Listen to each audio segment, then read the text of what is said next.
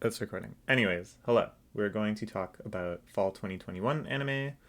It's like a little bit late, which is even more embarrassing when you can see just how few shows we're going to talk about. See, I always liked making this like thumbnail slide, just this big visually confusing mash of screenshots from all the shows I watched, where it's like very hard to parse exactly when one begins and one ends.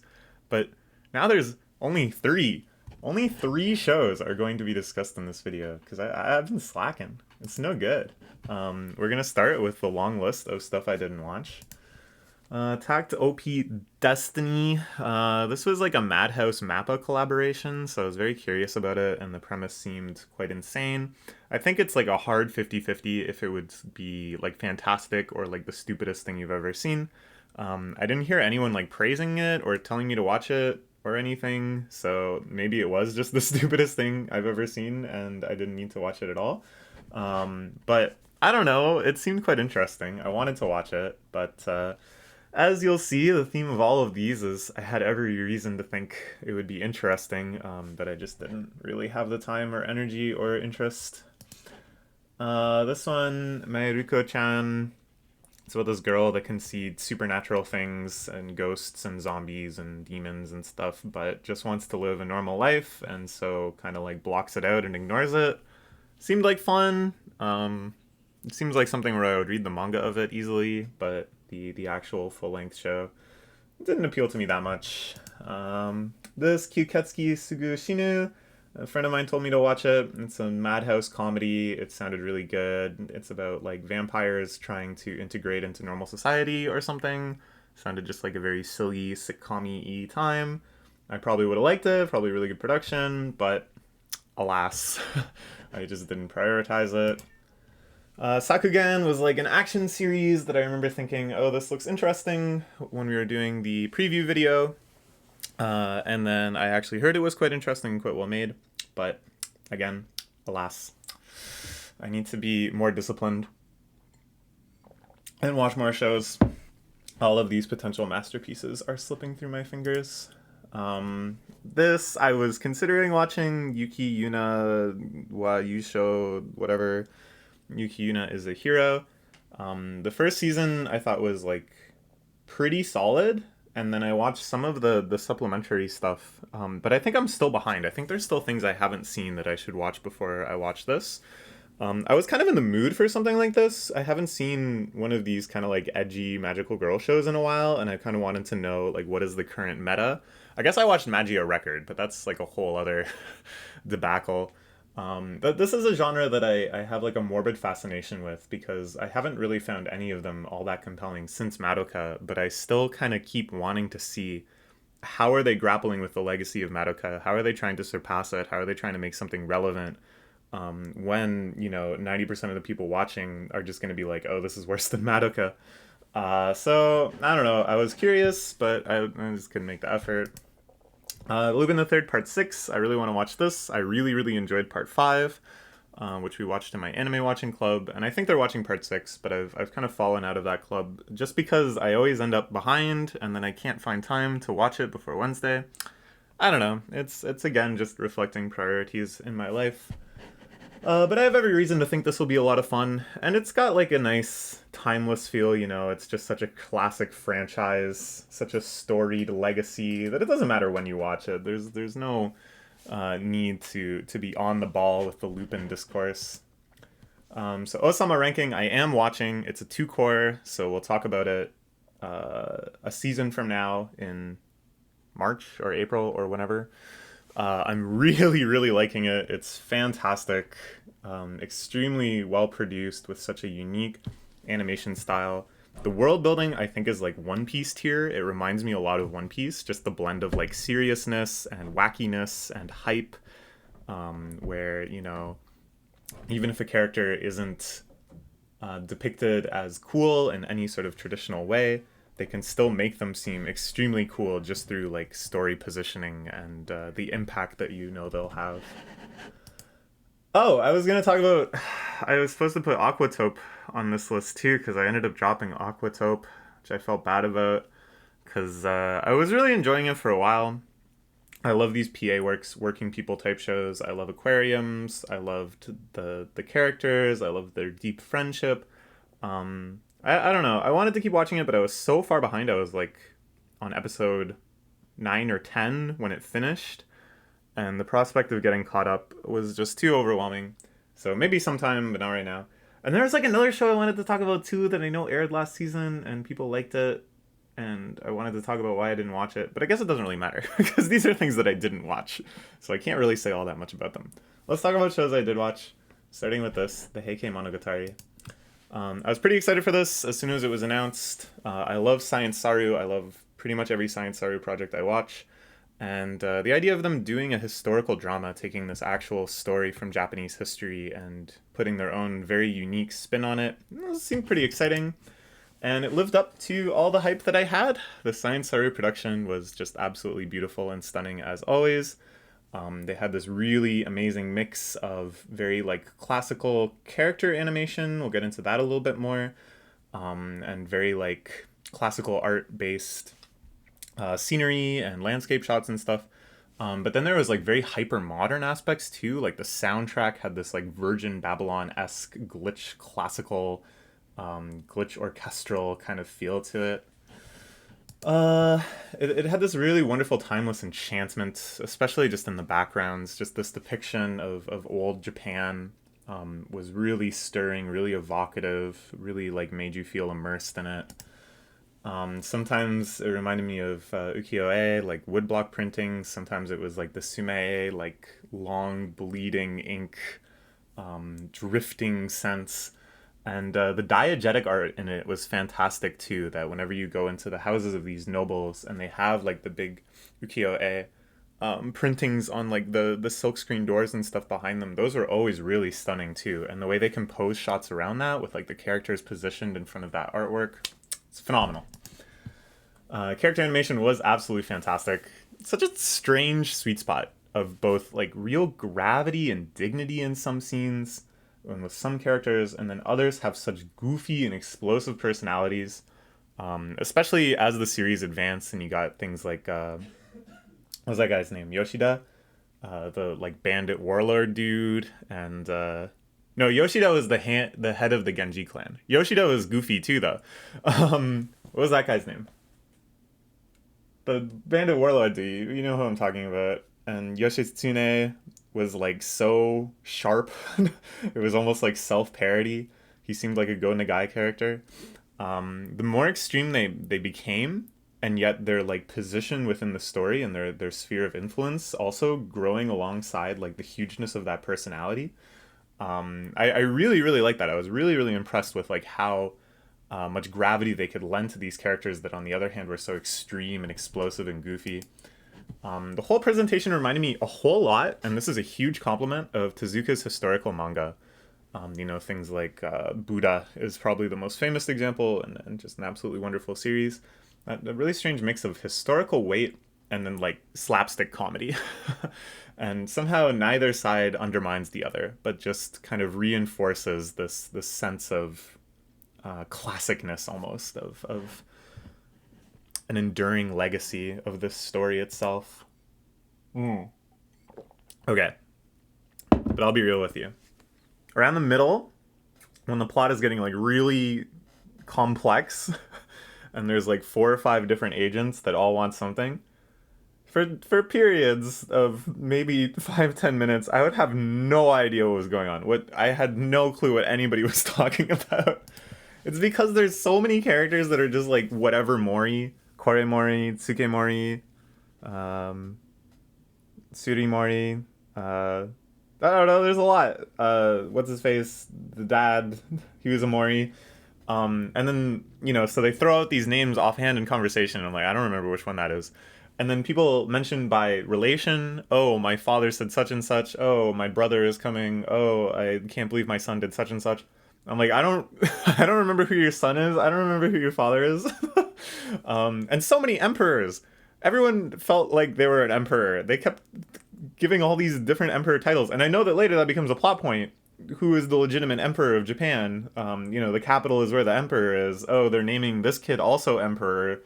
But like, Before that, I had no clue what these like relative rankings were. I couldn't figure out, was the emperor or the clan head more important. The emperor has several clans serving him, but the clan heads, because they have the ability to actually like run Japan as the shogun, maybe they're higher ranked. I wasn't really clear like who is listening to who is ordering around who. I was confused. I'll admit it. I was very confused. And I could have looked it up. You know, there's Wikipedia articles about the events of this story, like the actual historical events. Or there's probably guides for the show that clear this all up and have little relationships and charts. But I don't like doing that with shows. I feel like, you know, at least on your first watching of them, they should just stand on their own. And my other justification was like, I was just like Biwa. So Biwa is the main character of the series, who most of the series is kind of focalized through. She's just this poor orphaned girl who's taken in by one of the noble families. And she also doesn't really know what's going on. She just kind of knows about the people very close to her. And then everything else is just kind of this like overwhelming force that she's sort of just subject to and sees the repeated tragedies of. And I was like, oh, so I'm just experiencing this world as Biwa would, and therefore this is like a totally fine and authentic way to watch the series. That was my cop-out.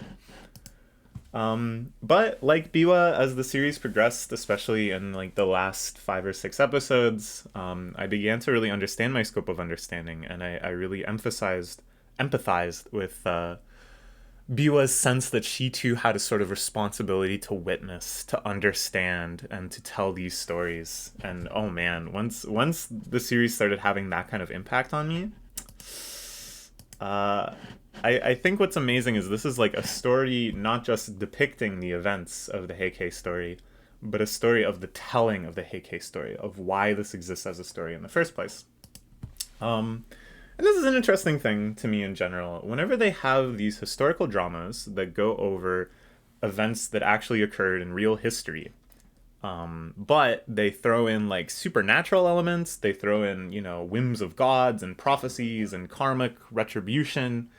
And, you know, this is a tradition that goes back as far as like the Odyssey and the Iliad, right? Like the Trojan War actually happened. There's historical record of the Trojan War occurring. But it certainly didn't happen because Paris created a kerfuffle among the gods by being... What was it? He had to judge a beauty contest in Olympia. And there's something about a golden apple. And, you know, Achilles wasn't actually like an invincible superhuman that was dipped in the river Styx.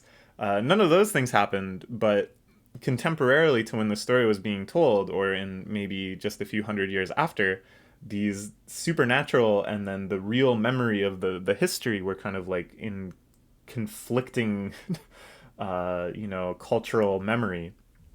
So that's weird, right? And this story too, there's a lot of like karma. Biwa has prophecies. She can see into the future with her eye. She can see ghosts with her other eye. And there's these really fantastic certain sequences where Biwa seems to be recounting the events of something that she's like not even close to being able to witness or even hear about. As if possessed, she starts singing this song about, you know, what's unfolding in this battle miles and miles away. And, you know, that didn't happen. I don't want to blow your mind here, but none of these things actually happened in the era of the Heike. So how do you reconcile things that actually happened with this impossible causality? I think this series handles it fantastically and really is a good example of what this kind of blend can lend the series. There's never any direct causal link between the supernatural and the real, but a depth of legend forms through the characters. It's always positioned through the characters' feelings, and whether or not it was like a legitimate prophecy or karma or whatever actual causal link there is secondary to the feeling of like personal growth and tragedy of inevitability. So, for example, there's a scene where that clan head dude, the grandpa, is dying, and everyone's like, "Oh snap! This is retribution because his warriors just burned down that big temple in Nara." And his wife has like a prophetic vision of him being dragged into hell because of that. Is it actually karma, or did he just happen to get sick? Or was he so occupied with karma that he got so worried that he made himself sick? it doesn't really matter. But because this is kind of like a personal tragedy, because you see these characters reflecting deeper on the tragedies that happened at Nara, because they accidentally burned down Nara, it wasn't like intentional. That kind of like inner conflict emerging through these supernatural elements. And this is something that actually happens pretty often in the Iliad as well, that it's not the gods coming down and having direct impact on the story, but rather the feeling of having this allegiance to supernatural forces causes the characters to act differently. That they think, oh, I was about to fall in battle, but then I remembered the mighty warrior god of name, Mars. What was the Greek name of Mars? Well, whatever. Stirring within my loins, and then I was able to fight again. So I think that's really cool. Like it just gives it this sort of like legendary depth and kind of like elevates the way we think of the characters a little bit. And oh man, I don't want to spoil too much of how this story ends. I think it's quite interesting that because I'm not like a Japanese history expert, and because I didn't know this story from Japanese history, whereas probably a lot of the Japanese watchers would, they would be familiar with this story and this legend and stuff. I think I had a very different feeling going into the final episodes than most people, and just in terms of what I thought was going to happen. And I really don't want to spoil too much. I probably already have just by talking about it in this context, but I was very deeply moved.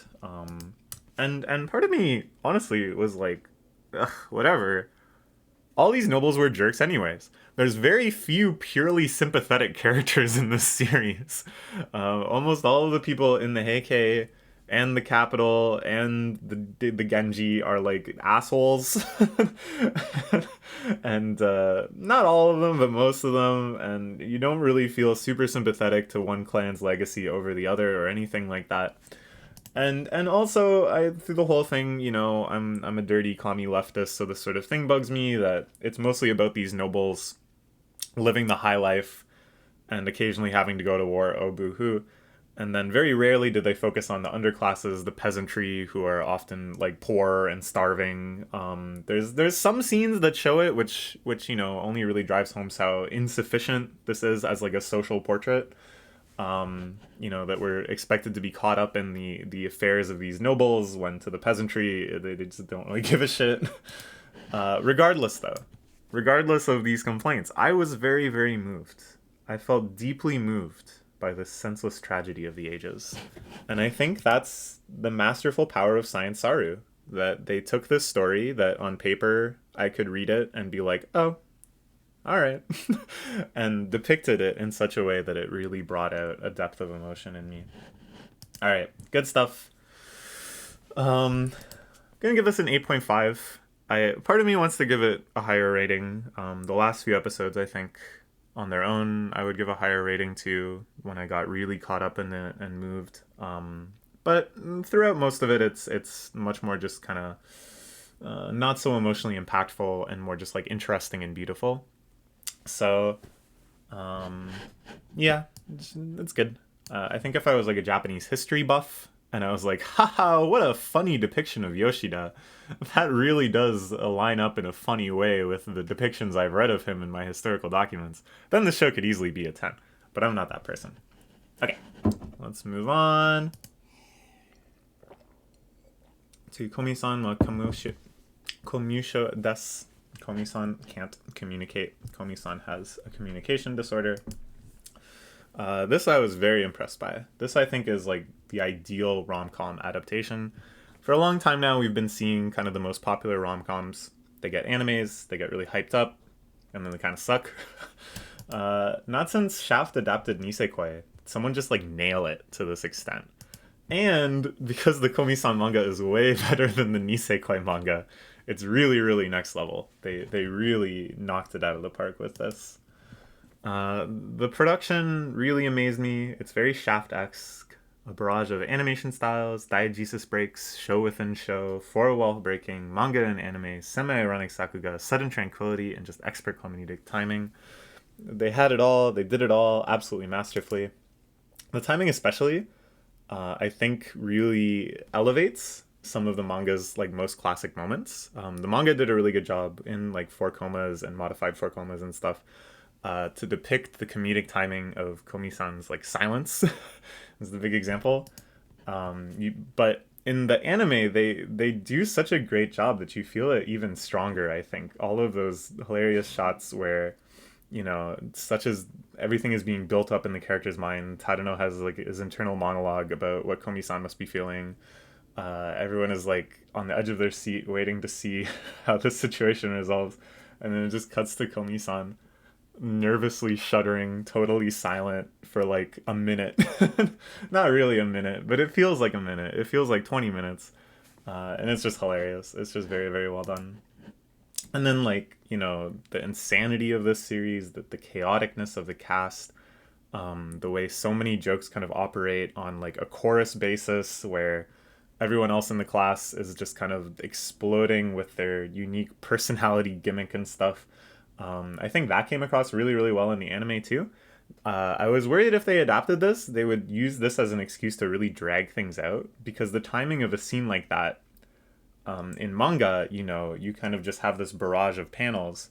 But in anime, often they show like a pan over each of those panels, and it's unbearably slow. The quintessential like Bleach reaction shot montage that goes on for like 5 minutes, and you're like, okay, you're just padding it. But here, I think they did almost the opposite and sacrificed some of the like deeper ability to actually interpret what's happening to heighten the sense of like madness and just like a relentlessness of reactions and gags and one-liners and stuff. So that was really well done. I was very, very impressed that they leaned into it with such a uncompromised, budget unfriendly extent. I was especially happy with Najimi. I love Najimi, one of my favorite manga characters ever. They did an amazing job with them in this series. The voice acting was like hilarious. They're just like screaming all the time. And just like the kinetic energy that they get in all of their scenes. Oh man, I was so happy. Again, like I didn't go into this with the highest hopes because the studio isn't like super notoriously great. It's not like Shaft was doing it, but in the end, it's kind of like Shaft did it. It's shades of Shaft. Okay, so what about the actual content? The adaptation nailed it, but I do want to talk about the actual Komi-san manga a little bit.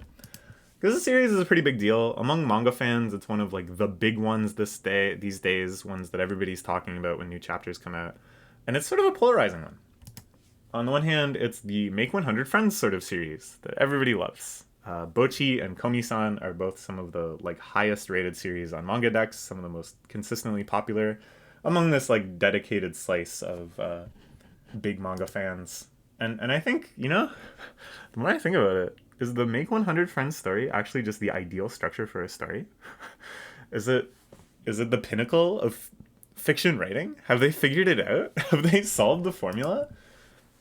Because what it allows is that the characters can be so extreme, so linear, so one-dimensional, but because you just have this plot of like an ever-growing friend Katamari, the permutations and the interactions between the characters give it like a really surprising richness where instead of, we're diving in deep to the feelings of this one character, you just have this kind of like atmosphere that builds from seeing all of these extreme personalities come to light.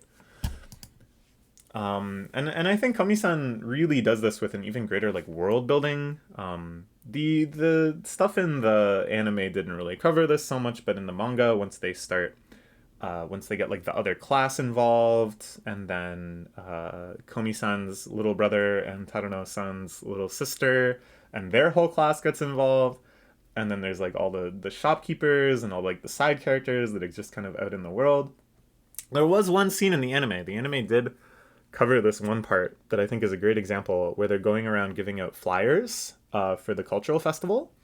And they go and visit all these side characters that were like shopkeepers or appeared around in the town in previous episodes. It's like a way to kind of do that like reunion tour kind of thing. And it's just like building up these different kind of networks of characters and stuff that you can draw upon for these quick little gags that are funny in themselves. And, it's just kind of a fun throwback. but really just give the world this sense of like richness and potential that I love. And then of course, you can go full sincerity no matter how wacky you've made these characters. When you have like the friend making scene when Komi-san musters all of her courage and actually connects and communicates with someone new, it's lovely. It's just a really nice, powerful scene that they can sprinkle in at just the right frequency. But on the other hand, this is very, very different than Bocchi, in that it is also one of those endless stall, endless delay, negative progress rom-com series that we all suffer through. And it's not the worst in this category. It's not as bad as Nisekoi. It's not as bad as We Can't Study. But it's painful. If you read the manga week by week, you can sometimes start screaming in the last few pages when you realize nothing is going to happen. But they nicely sidestep this. They mitigate this in this adaptation by only covering so much. We don't really get into the serious progress bait where they really expend some effort and time making you think, oh, something's finally going to happen. They're going to finally understand their feelings for one another, just to be like, oh, just kidding. That was of no consequence for some reason. That doesn't start happening until way later. And I'm curious, though, because it does seem like there's going to be more seasons. The final shot made that pretty clear, which I'm really excited for. If they can keep up this level of quality, it's still going to be fantastic. But once they get into like the bigger arcs and it starts focusing more on the relationships, there's going to be some suffering. Suffer along with us, Netflix watchers. Speaking of the discourse, because this was quite popular, I think. I did see some discourse around it on Twitter about... Wait, I put this slide twice. La, la, la, la. Okay, here we go. Saw some discourse around Komi-san's anxiety is so exaggerated, it's insulting to people with actual similar such disorders. That Komi-san is a parody of someone with communication disorder. That nobody's communication disorder is that bad. And that's like absolutely, or at the very least, because this is such like a comedic, parodious portrayal, it's so insubstantial that it doesn't meaningfully connect to people that are struggling with these sort of things. And to insinuate that it should is, again, kind of insulting. Okay, so on the one hand, like, this is true. Komi-san's anxiety is way, way over the top. It doesn't make any sense. Her family would have done something by some point. Some teacher would have said something. She would have been... Like, Japan is terrible about mental health, but they're not this terrible that someone like Komi-san, who literally can't speak, would be advanced all the way to high school without some sort of speech therapist getting involved or something, right? Like, it's just absurd. And, you know, it's just part of the conceit of the series, this whole idea that Komi-san can't communicate with anyone, but she's so beautiful and dignified and competent and cool that no one can approach her, and it creates this sort of like standstill. But that's not very realistic. Like, and even within the series, you see that premise can't really hold, that people end up like contacting her and reaching out to her and then getting confused because she can't talk. And that's the whole idea of the series, though, is that every character is just like a hyper parody of one character trait. And that despite the fact that at first they conflict so wildly, the fact that they all end up being friends anyways, it's nice, it's endearing, and it's, again, kind of in the same way that the plethora of gags can eventually grow into kind of like a richness of comedy and world building. This plethora of friends eventually grows into something very endearing and meaningful, even though each character is very one-dimensional and silly. Okay, but on the other hand, they're kind of trying to have their cake and eat it too, because they definitely do want you to feel something substantial about Komi-san struggling, right? In a way that the other characters' silly personality traits, which are equally exaggerated, aren't really given any sort of emotional depth. And this is conveyed aesthetically, and I think it's conveyed very, very beautifully well aesthetically. With things as blatantly almost cheating as playing the Sati Gymnopede when seeing Komi-san kind of like walking alone in her own world and able to reach out to people. The silent shots where she just holds up her notebook and you realize, you know, oh, she actually did have fun. Oh, she actually is scared, whatever. The narration that occurs in most episodes that talk about, oh, people with communication disorders, they can't form relationships, but this doesn't mean they don't want to. And at the end, this is a minor spoiler, but it's worth talking about kind of in this context, that they put up a slide that said, this show is dedicated to anyone who's ever felt their chest tighten when trying to communicate. And I think all of those are like pretty kind of beautiful little things that are supposed to kind of resonate with you and make you empathize. I can't say that word today. Empathize? Emphasize? Empathize? Empathize with how Komi is feeling. But it is only aesthetically, it's not really substantially tackled by the plot itself. The plot itself is kind of just this recurring joke where someone, usually Najimi, is trying to convince Komi-san to raise her voice, to do something bold socially. And sometimes it kind of succeeds and sometimes it kind of fails. But Komi-san's insane, exaggerated, total inability to communicate is like really just a punchline most of the time. And they don't really dive into like, why is she like this? What is happening in her psyche? What actually can meaningfully help her? Why can sometimes she muster the courage and why can't she? All of that is treated on a very, very superficial level. So I think it's very important to note this difference between aesthetic conveyance and plot conveyance. This is something that this show has highlighted for me that I want to think about in more shows. Because on the one hand, it does feel like, oh yeah, this show is about her communication disorder. Because it has these moments of like empathetic depiction. But on the other hand, it's not really about her communication disorder because it doesn't really say anything meaningfully about it or offer any sort of like arc or resolution about her inner character. She just kind of like makes progress, automatically through these aesthetic means. And it's like, now we're going to talk about stuff like show don't tell. Is show don't tell CIA propaganda? And then another question is, you can't get tricked. You can't get tricked into thinking, oh, it talks about this when really it just kind of shows it. But like, what standards are we holding something like this to? And, when I saw that dedication, I thought to myself, I've never really struggled with this sort of thing. I've never really been like a shy person or a person that's nervous about public speaking. But I thought, if I was, I think this show would be even more touching to me, even though it's this very exaggerated parody, because it shows that, at the end of the day, like, it's not an overwhelming, insurmountable tragedy. It's not something that you have to solve within yourself using, like, complex psychoanalysis. It's something that, maybe can just kind of get better by people being good to you and being good friends to you and having fun with them. I was kind of moved by this hypothetical version of myself that is, similar to, but obviously not as extreme as Komi-san, seeing this extreme depiction and being like, yeah, even this person in this kind of nonsense world is slowly improving and becoming the person she wants to be. But that's not my place to say. That's not my place to say at all that, someone who actually struggles with this sort of thing is going to think that way. Like, that's just me projecting onto this hypothetical person. So I don't know. I think probably there's a lot of people who like it, but then I saw this discourse that was like, no, this is no good. But then that discourse wasn't saying anything like, oh, I'm personally such and such. So, like, I haven't actually even heard from someone like that. I don't know. I still really liked it. And we can get into the show don't tell thing later, maybe.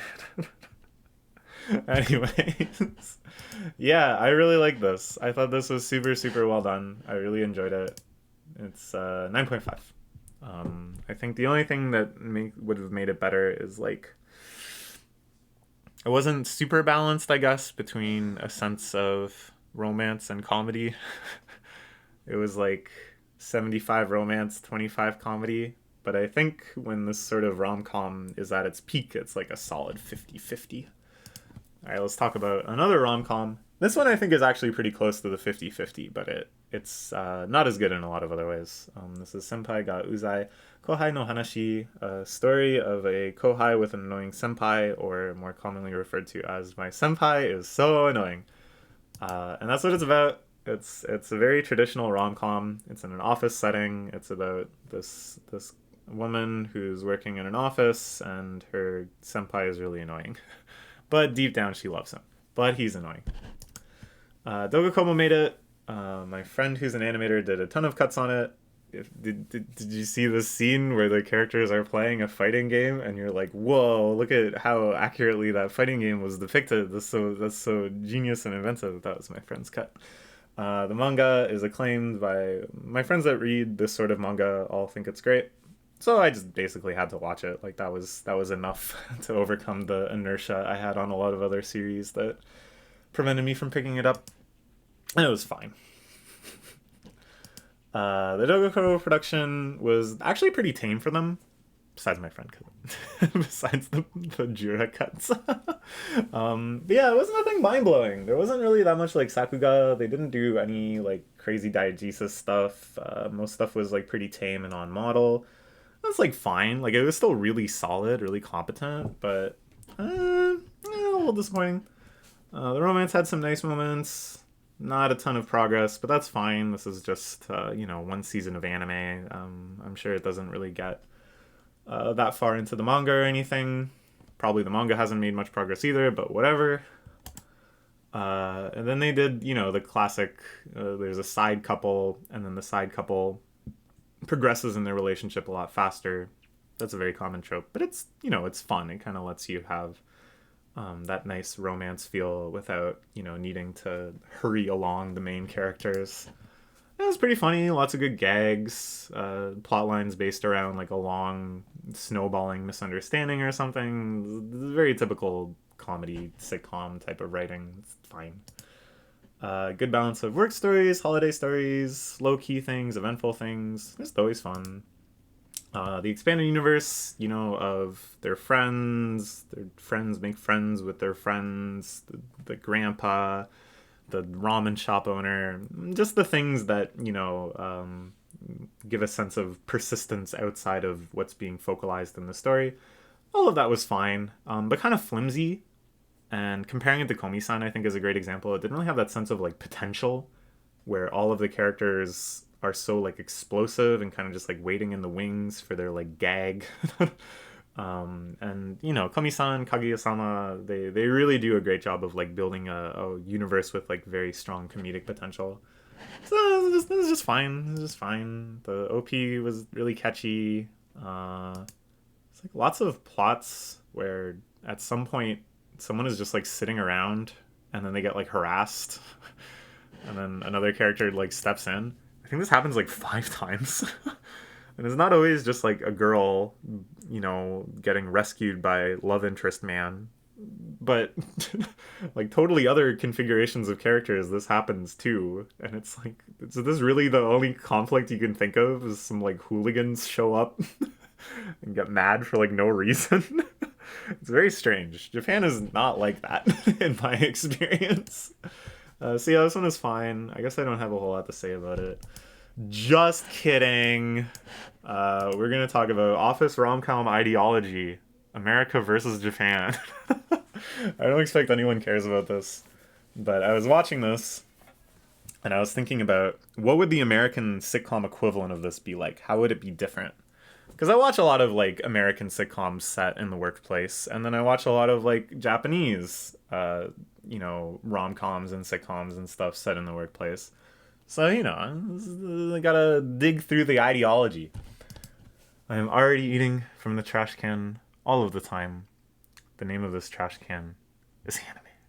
But also sitcoms. So let's take something like The American Office. This is, like, pretty close, I think, to The American Office in that there's, like, a main couple, there's a bunch of side couples, a lot of will they, won't they. They work in a very bland, nondescript office environment where the actual focus of what they're doing as work is not at all important. Not that I know The American Office very well. I haven't actually watched all of it. I've just seen random episodes here and there. But if you want a very long, extensive take on it, I did make a video a while ago about cultists of The American Office, people that watch it exclusively over and over again. And when I went into their Facebook groups and learned about why do they like this series so much? So I feel kind of informed about it. Anyways, So in the American office, Steve Carell is incompetent. Most of the comedy comes from the distraction from work, goofing off, the silliness of seeing nonsense, like the fire drill where they actually light it on fire. They're like doing parkour and all this silly nonsense, but it's happening in the traditional cubicles and stuff of the office environment. That juxtaposition. And then when big dramatic moments, usually in like the relationship plots, happen, their dramaticness is emphasized by how they out-prioritize the work itself. You know, the scene, they run from their desk. What are you doing? It's only 2 p.m. Screw your 2 p.m. I'm in love. I don't know. It's never happened like that, but that kind of idea. And then there's also this unseen assumption, though, that work is still happening. In the scenes that you don't see, where nothing wacky and funny is happening, you do, assume that they must actually be doing their jobs. They must be, otherwise, realistically, they wouldn't be there. And so, because so much fun is had and so many relationships are formed, and these are just, wonderful, beautiful sitcom relationships, there's an implicit and sometimes explicit gratitude for the work itself. Thank you, Office, for bringing us together. Okay, so that's the American one. But in anime like this, though, it's very, very different. The work is absolute. They emphasize that the characters are working hard. There's lots and lots of scenes really showing, I gotta work overtime, I got this mountain of paperwork, I'm really nervous about this presentation, I gotta go meet with the clients. It's, again, very, very nondescript work, but they never let you think that it's easy. The characters are working hard, and they're bonding because they're working hard. Even the weirdest characters are shown to be super competent at their jobs, deserving of their jobs. Their weirdness is not a detriment to their ability to do what's asked of them. And all the tomfoolery, all the goofs and gags, and all the major like relationship developments and stuff, those happen off the clock. And this is always, very clearly delineated. That they're not doing this instead of working. They're doing this when they don't have to work.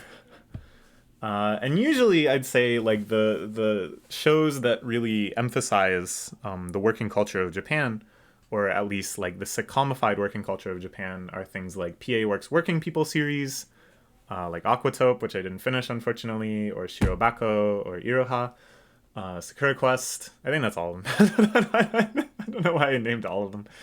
The work itself is interesting. You want to see how they get these things done. Working in an aquarium, that's cool. Working in anime, that's cool. That's like the focus of the discussion of the series. But here, the work itself is always glossed over. They're doing some sales thing. They're selling something to some clients. That's not important, and yet still, the fact that they work together and that they have these jobs dictates the structure of the show, like, entirely. Everything is always contextualized by the fact that they're coworkers.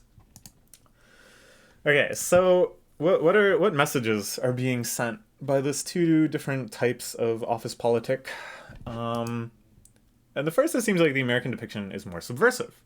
It teaches you, work isn't such a big deal. Shouldn't take it so seriously. Goof off, slack when you can, etc., etc. But is this actually just kind of like a safe release? You have this sense of being one up over your boss and getting away with stuff and rebelling against work. But you're still just submitting to work in every meaningful way. You're still showing up 9 to 5, Monday to Friday. If you run out from your desk to confess to someone every once in a while, that's not really a big deal. Whereas in Uzai Senpai, it's all about the dignity and honor of working hard and celebrating the bonds you can form while doing so. And this is also very insidious, of course, because these characters are all extremely overworked and underpaid. And this is a fact because it's set in Japan. And this growth and connection cannot and should not replace actual compensation, actual fair, balanced compensation. But is it not okay to celebrate those things, the bonds you form, the sense of accomplishment you get from improving and such? Those things do exist, and those things are nice. So which is more insidious? In some ways, they're both more insidious than each other. One is, I think, though, innocent and ignorant and kind of made from within. Uzai Senpai just started as a manga. A manga is just a story told by like one person. This person probably used to work in an office. This is just their genuine idealization of what they felt was like the point of working in an office, right? Whereas you could believe that big TV sitcoms are being written sinisterly to promote the pseudo-rebellion, but that doesn't actually make them more insidious. Because I think something written innocently from within, meant to connect with other people, can be much more destructive than something that you can spot as like an spot as like propaganda from a more powerful class. So I don't know. they're both very insidious.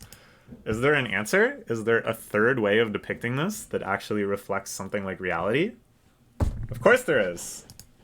The answer is we gotta look to the UK office. I love the UK office.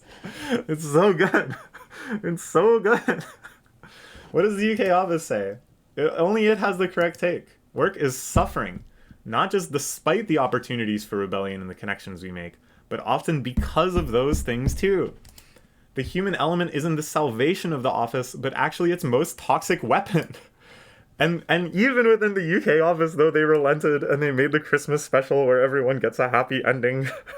Even they, in the end, could not bear the weight of their actual thesis.